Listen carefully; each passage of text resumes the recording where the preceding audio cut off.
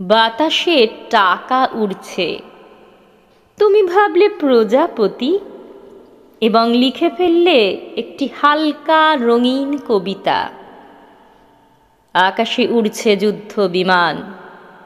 তুমি ভাবলে পাখির ঝাঁক এবং সেই লিখে ফেললে একাধিক ডানাওয়ালা কবিতা।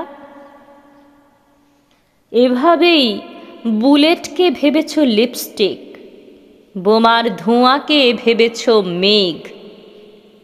তাই শিশুদের ছেঁড়া হাত, বুক ফুটো মানুষ, বিধ্বস্ত হাসপাতাল কিছুই তোমার চোখে পড়েনি। তোমাকে বোকা বললে পুরোটা বলা হলো না।